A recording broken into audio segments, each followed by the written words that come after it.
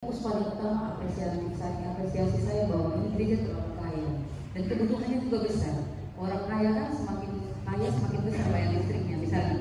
Jadi semakin kaya kita kebutuhannya semakin banyak. Sayang kalau potensi itu tidak diberdayakan. Dan saya bersyukur dan saya menganggap ini Pak kok iso ya. Kok bisa di rumahnya Pak Pendeta Eko Prasetyo saya bisa menemukan buku itu. Padahal saya sudah mengawalinya dari cara berpikir holistik itu saya belajar dari Pak Maksud, dia dosen terbang kami. Tapi dosen kita tetap kami. Tapi ketika saya dipimpin di manajemen dan kepemimpinan itu saya kok dapat buku itu saya kok memang betul-betul dan saya senang sekali. Tanpa tedeng-tedeng saya Pak saya perlu ya saya baca sampai habis bukunya bahkan sekarang saya masih pinjam. Jadi mohon jangan ada negatif thinking, tidak ada masalah apa-apa gitu. Justru saya melihat potensi yang besar yang ada di sini yang harus diberdayakan Pak Yusuf. Dan yang kedua, kenapa sih harus sahabat? Kalau mau jawab secara bertanggung jawab bisa Pak.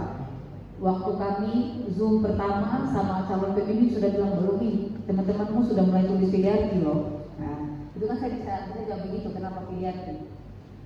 Tapi ini berkaitan dengan tipe kepribadian saya Pak. Bapak sudah mengenal saya hampir 2 tahun ya, lihat pola saya seperti apa. Kalau saya mau bergaya otoriter di Tanjung Karang itu mudah untuk saya. Jadi ketika saya berbicara filiasi di sini itu sedang berbicara saya sendiri juga. Justru saya sedang bersyukur saya diperkenalkan dengan model yang seperti ini. Kalau mau disuruh ambil alih kerja semua, kayaknya itu tipe saya. Kita pernah ngobrol sama Pak Kuningan, Pak agaknya saya dominan kalau mau lihat tipe preferensi saya. Tapi dengan manajemen berlapis dan sahabat ini sebenarnya itu sedang menolong saya sendiri sih Pak. Dan saya harap juga bisa menolong penatua dan diaken, bahkan calon-calon penatua dan diaken lainnya. Karena yang namanya kecenderungan untuk menguasai dan seterusnya itu yang memang sudah ada dalam diri kita dan ini menolong. Jadi positif aja sih Pak, nggak ada ini. Bukan karena nggak bersahabat. Di Jumatan kan kita bersahabat terus Pak, ya Pak. Jadi semuanya bersahabat. Artinya majelis jemaat GKS Desa Jember itu bersahabat supaya di luar sana bisa jadi kalau pendetanya nggak sampai meletus itu karena majelisnya ya bersahabat.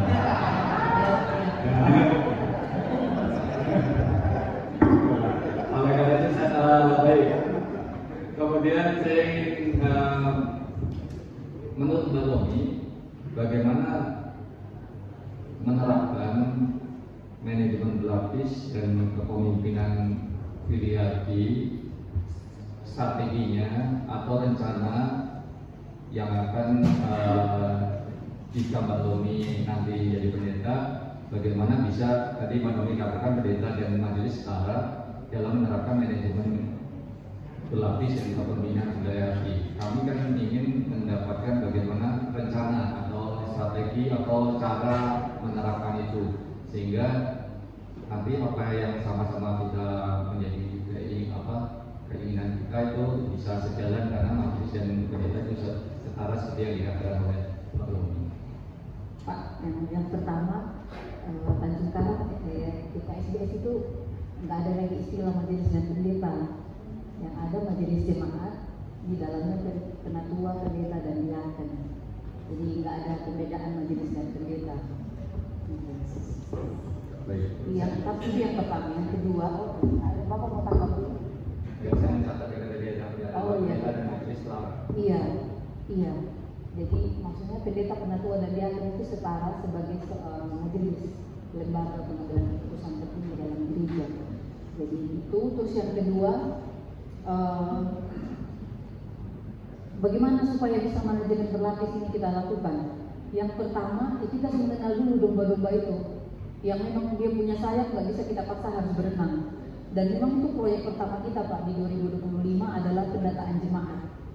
Dan di apresiatif inquiry tadi saya sudah belajar bahwa tidak hanya mendata nama, tanggal lahir, tanggal CD, tanggal baptis, tapi juga kita berikan juga ruang untuk mendata skill, kemampuan daripada jemaat-jemaat itu. Nah dari data itu baru kita bisa memetakan gitu Pak. Jadi memang saya tidak ada isi sama sekali tentang membuat database ya Pak, tapi itu kalau saya pribadi saya anggap itu adalah program pertama yang harus dikerjakan. Karena gembala harus mengenal domba-dombanya, dan itu memang melalui itu pintu masuknya, database itu. Gitu. Saya waktu saya mulai masuk. Ya, kalau menurut Mbak Lomi sendiri ada kendala kekurangannya nggak manajemen berlapis dan kepemimpinan sahabat? Dan kalau memang ada, apa kendala dan kelemahannya dan bagaimana mengatasinya? Iya. Kalau manajemen berlapis itu Pak, saya temukan sendiri kendalanya masalah kapabilitas. Saya itu sempat ngobrol juga sama waktu masih di PJ. Sebenarnya karena saya kan ini kerja Pak. Jadi ya orang-orang yang saya selalu lihat di gereja ya itu aja. Padahal itu sebenarnya menunjukkan kapabilitas, kemauan dan kemampuan kita. Nah, manajemen berlapis ini sangat menuntut kapabilitas. Kalau nggak punya nggak bisa. Memang harus orang-orang yang punya kapabilitas. Kemarin saya protes sama salah satu teman pemuda. Kan ada yang namanya ageisme dan ageisme terbalik. Ageisme itu kita melihat orang tua udah nggak bisa ngapa-ngapain lagi, nggak perlu dipakai di gereja. Atau orang tua melihat anak muda belum punya pikiran, belum punya pengalaman, nggak perlu dipakai di gereja. Nah kemarin ngobrol sama teman-teman, salah satu anak dewasa muda, saya katakan kadang-kadang ketika kita berjuang untuk pemuda misalnya terlibat, pemuda sendiri merasa nggak ada waktu dan nggak datang dan insecure dan seterusnya. Itu menjadi kelemahan dalam manajemen berlapis Pak. Ketika kita punya konsep yang oke, tapi nggak ada orangnya, kapabilitasnya. Gitu. Nah kalau mengenai kepemimpinan sahabat dalam konteks bukan hanya Tanjung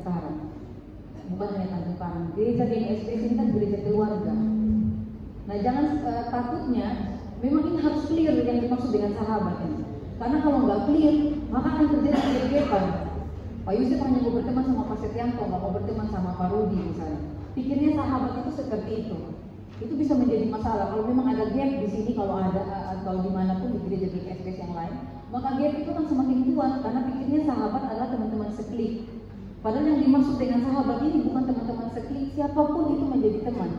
Kalau Pak Setianto belum bisa berteman dengan majelis dari anggota majelis dari Keramat, belum bisa bersahabat seperti bersahabat dengan Pak Yusuf, itu belum bersahabat.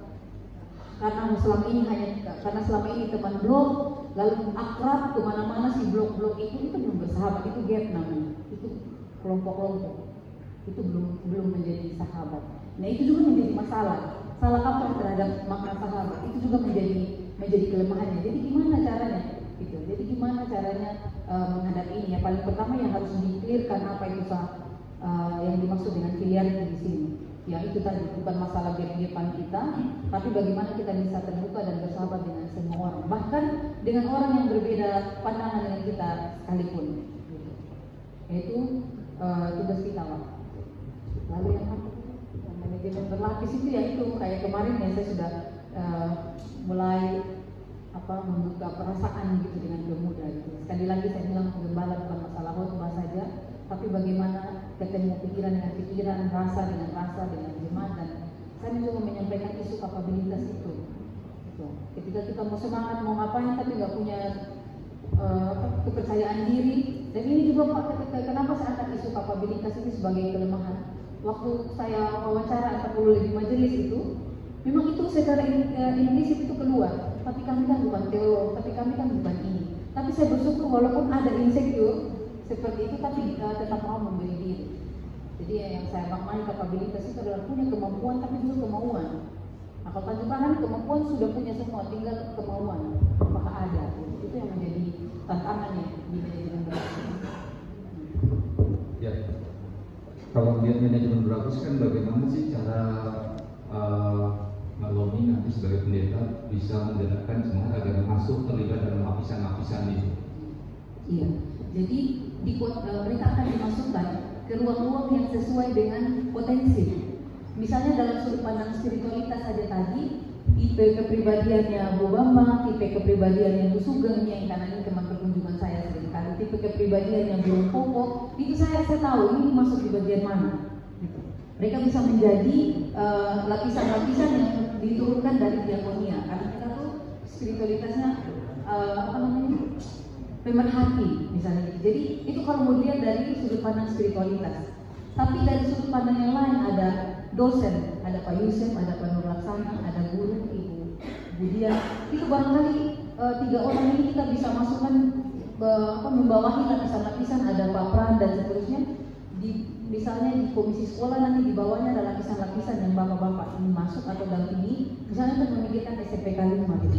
Jadi memang di dalam lapisan-lapisan itu tuh orang masuk sesuai dengan kemampuannya. Atau di komisi musik dan liturgi, tidak hanya satu orang pembuat liturgi, sebenarnya itu tidak begitu baik. Gitu. Jadi yang baik dalam gereja itu adalah tidak bergantung pada satu orang, semua orang bisa. Dalam komisi liturgi ada yang bertugas di komisi liturgi kematian, liturgi ini, liturgi itu, ada pemuda, ada yang ngurus musik dan seterusnya. Dan itu kan kita sudah lihat anak-anak kita, orang-orang tua yang punya passion di situ. Jadi memang sesuai dengan kemampuannya. Yang sekarang tadi saya bilang menjadi tantangan kemauannya.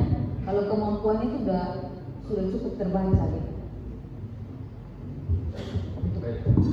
Terakhir, kalau tadi Mbak Romi untuk yang materi kedua tentang API, itu contohnya yang sudah Mbak Romi lihat itu di GKSBS Kota Gajah. Mungkin Mbak Romi melihat dari beberapa yang Mbak Romi sudah temui di GKSBS mana sih yang sudah menerapkan manajemen berlapis dan bersahabat, supaya mungkin kita juga bisa belajar juga. Tadi manajemen AI tadi Kota Gajah.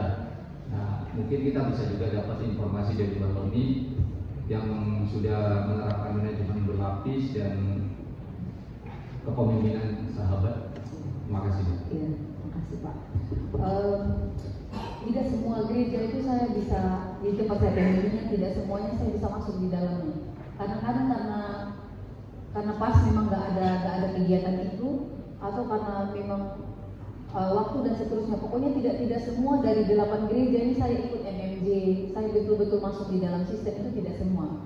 Tapi memang ada beberapa yang saya masuki. Jadi yang saya tidak masuk itu saya nggak tahu artinya di mana di dalamnya.